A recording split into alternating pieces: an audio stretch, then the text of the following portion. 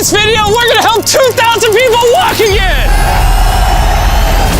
Later in this video, we actually do go to Travis's daughter's wedding. And while we're paying for all the prosthetics in this video, that won't always be the case. And while $5,000 to $50,000 is already too expensive for most people, that price tag is felt even heavier in developing countries. Which is what brought me to Guatemala to meet David, who founded the Range of Motion Project to address the lack of prosthetics for the underprivileged. One of the ways that prosthetic care gets delivered to the poor is poor technology. So what makes it so expensive? Very expensive pieces of technology. And David found a simple way to maintain quality at only 1/10 the cost. Everything that you see here is part of our global inventory of recycled components. So everything in this room is recycled from some other prosthetic. A lot of it is still functional. So if you have a prosthetic that you want to donate so he can use it to help more people, just go to this website right here. That's how he's able to make it so cheap so he can help the poorest of the poor all around the world. And for us, that means we can help even more people get back to their full lives here in Guatemala. From everything as adventurous as riding motorcycles, you're making this look easy, playing soccer, whoa, down to the smallest pleasures of life. You guys are adorable. Lo primero que quiero hacer es salir a caminar con mi familia. Es como que me devolvieran nuevamente la vida. You're taller than your mom. Like hugging your family. How's it going, everybody? Let's take our first step together. Or watching a child reclaim their independence.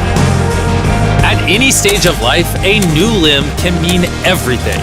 And by the end of the day, we had helped so many people, but our mission was just getting started. And you were saying some people can't even make it to the facility. It's just a mountainous, tough country to travel in. Rivers that people have to cross, jungles that people have to get through. Not being able to walk is really kind of trapping patients in their homes. Which is why David sometimes has to leave the clinic and visit the patients in their own home, which comes with its own difficulties. Where's your truck at?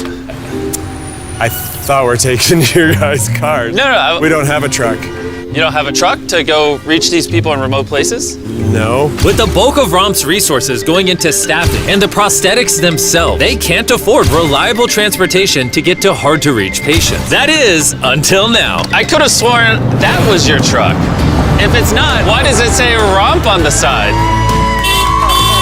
We worked with the staff, none of them told them. Woo! This brand new $65,000 truck is fully equipped to traverse even the most difficult terrain. Thank you, guys. Congrats, man. Let's go break it in by giving away some legs. All right. And the further away we got from the bustling streets of Guatemala City, I realized David wasn't kidding when he said these places were hard to get to. As we headed to a home located on the side of a literal volcano in the middle of the jungle.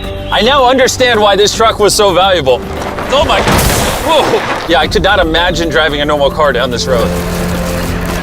We finally made it here. And our journey up the volcano brought us here to meet Kevin. Hola. Who was left severely burned and without either of his legs in an accident 24 years ago. You're living on the side of a volcano. How do you get around? This is very difficult terrain. Sí, es algo difícil. It's too rough for him, so someone actually does need to push him in a wheelchair. And that ends today. Gracias.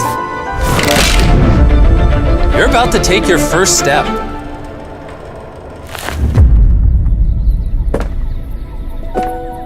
All right, now we're walking down the side of the volcano. Come on over here, Mom. Aww. Mucho. Dios bendito sea. Son bastantes que a veces tienen dificultades y gracias al Creador por ponerlos en nuestros caminos. That made Kevin the 71st person we've helped walk again. And David and I took that momentum with us to help even more people over here in Ecuador. Like Kelly, who spent 6 days busing from Bolivia to here, not even knowing if she would get a prosthetic. Tenía mucho miedo porque nunca había salido de mi país y pese a todo me arriesgué porque no. This is why we're doing this video right here. All right, it's been 2 years since she walked. It's a big moment. You want to take your first step?